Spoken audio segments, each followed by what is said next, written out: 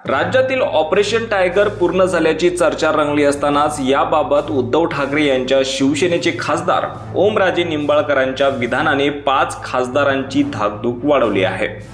ओमराजे निंबाळकर यांनी यापूर्वी जाहीर केलं होतं की माझ्या दृष्टीने पवनराजे निंबाळकर हत्याकांडाचा निकाल महत्त्वाचा आहे। 20 जूनला या प्रकरणाचा मुंबई हायकोर्टात निकाल लागणार आहे। हा निकाल लागल्यानंतर याबाबत बोलणार असल्याचं स्पष्ट केलं होतं। शनिवारी पवनराजे निंबाळकर हत्याकांड प्रकरणात पद्मसिंह पाटील यांच्यासह सर्व आरोपींची निर्दोष मुक्तता करण्यात आली। त्यानंतर पहिली प्रतिक्रिया व्यक्त करताना ओमराजे निंबाळकरांच्या विधानाने 5 खासदारांची धाकधूक वाढवली आहे।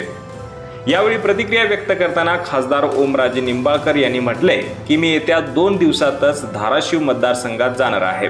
त्यानंतर मतदारसंघातील कार्यकर्ते व पदाधिकारी यांच्यासोबत चर्चा करणार आहे। त्यानंतर कार्यकर्त्यांचे मते जाणून घेणार आहेत।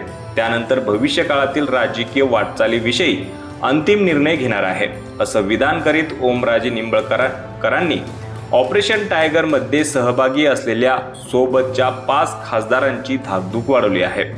त्यामुळे येत्या काळात ऑपरेशन टायगर धोक्यात आले असल्याची चर्चा रंगली आहे। पवनराजे निंबाळकर हत्याकांड प्रकरणात पद्मसिंह पाटील यांच्यासह सर्व आरोपींची निर्दोष मुक्तता करण्यात आल्यानंतर प्रतिक्रिया व्यक्त करताना येत्या 2 दिवसात मतदारसंघातील कार्यकर्त्यांची बैठक घेऊन राजकीय निर्णय घेणार असल्याचं स्पष्ट केलंय। त्यासोबतच यावेळी प्रसारमाध्यमांशी बोलताना अजूनही मी उद्धव ठाकरे यांच्या शिवसेनेसोबत असून मी शिंदे यांच्या शिवसेनेत जाण्याचा निर्णय घेतलेला नाही। येत्या 2 दिवसात मतदारसंघातील नेत्यासोबत चर्चा करून निर्णय घेणार असल्याचं त्यांनी सांगितलंय। त्यांनी पुन्हा एकदा हे तळ्यात मळ्यातचे वक्तव्य करीत सस्पेन्स वाढवला आहे। दुसरीकडे त्यानंतर लगेचच उद्धव ठाकरे यांच्या शिवसेनेचे खासदार अनिल देसाई यांनी देखील ओमराजे निंबाळकर येणार असतील तर त्याबाबतचा निर्णय उद्धव ठाकरे घेतील असं सांगत आणखीनच सस्पेन्स वाढवला आहे।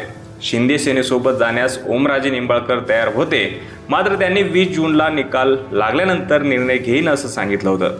त्यामुळे आता ओमराजे निंबाळकर येत्या 2 दिवसात काय निर्णय घेणार याबाबतचा सस्पेन्स वाढविला आहे। त्यामुळे आता 5 खासदारांची धाकधूक वाढली आहे। याबाबत तुम्हाला काय वाटतं? तुमची प्रतिक्रिया कॉमेंट सेक्शनमध्ये नक्की कळवा। धन्यवाद।